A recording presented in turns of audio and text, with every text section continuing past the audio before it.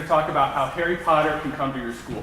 You're probably familiar with the books or the videos where you've got these portraits and these newspapers, The Daily Prophet, where suddenly these people who just have a picture come to life. They interact with the user, they talk, speak, and move about. Well, that is not just for magical wizards. That's also possible in our schools today through something called augmented reality. You probably heard something about it at this conference in different sessions, but I'm just going to share a few examples of how we use it at our school. So we use, the first part of the presentation, I'll be talking about Erasmus, which is a free app on iOS and Android devices. And the way augmented reality works is instead of having a QR code, we've got to have this weird box thing to take a picture of, you just look at just a regular page or text. I'm in charge of our yearbook at our school, and every year we're facing this deadline at the beginning of April. We've got to get everything submitted and off to the publisher by the beginning of April. So we've got these deadlines. We only have text and pictures in the yearbook. It's a static document, which is why newspaper rates are declining. And so we wanted to use augmented reality to help augment our yearbook.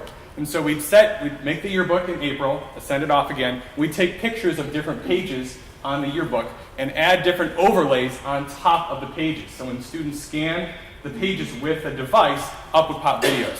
Now, only do this if you have cute kids doing amazing things at your school. So if you don't have cute kids, if you're doing bad things or stupid things, don't do this. But if you have amazing things that you're doing and you're recording and taking pictures, this is a fantastic idea for you to enhance the memories of your school year.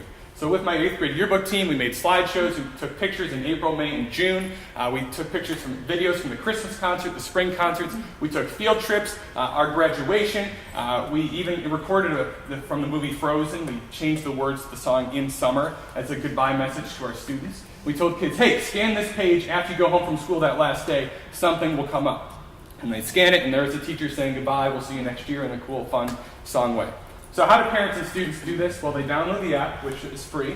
They have to follow the school. They don't have to create a profile. Just search for our school and click follow. And then they can, any content we create, just like any social media, they can scan and see connected to our school. Our community reaction was fabulous. We had parents and students who just loved it. I had a variety of parents contact me saying, quote, my students were playing with their yearbook all weekend, unquote, which I've never heard the verb playing and used reference toward a yearbook, but they did. We also use this with our art show. And so you may have been to an elementary or middle school art show where you've got a variety of media, amazing artists doing cool things, and there's all this stuff on the walls, but you don't get to hear from the artists. So we decided to interview artists. So here's a first grader describing her work with a sturgeon, a fish found in the James River. And we would allow the students to describe what they're making and how they're doing it. This would allow the student to work on some of the vocabulary the art teacher is working on, and shape, line, form, texture.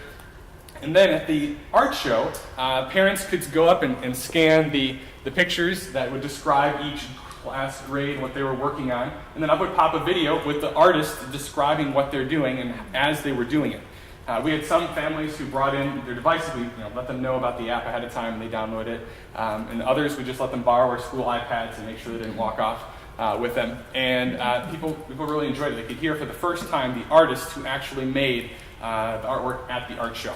We tried this in our library. We had our librarian would record students giving a book talk, giving their book review, and then the students could, in fact, judge a book by its cover, no offense, but they would scan the cover and that would pop a video of a student they knew at their school describing the work. We're also using Elements 4D by Daiquiri. No prep on our side for this one. Just download the app, make the little box, scan it. There's 36 different elements. The elements can interact with each other and form new compounds. And we use this in our middle school science class. We're also exploring Anatomy 4D for our 5th grade science unit, where they have to learn different systems of the body. You can scan the heart. There's just a sheet of paper, and up pops this heart. You can turn on or off different components of it, different systems of the body. Be careful, that one's a little graphic. You can make sure about that one.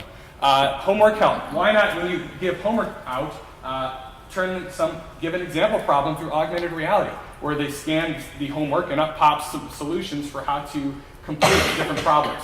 You're probably thinking, that sounds great, but I don't have time for that. Well, what if you had your high flyers do? They finish the work, they're ready to move on. Say, hey, would you create a how-to video on how to solve this homework for other students tonight? Especially if you're using a program like Everyday Math, where your parents may be trying to do it in a different way than your students. This could be really helpful for you. So I know there's other ways to use augmented reality. If you have any other ideas, please let me know. I'd love to share and swap ideas. Thank you. Have a great one. Thank you.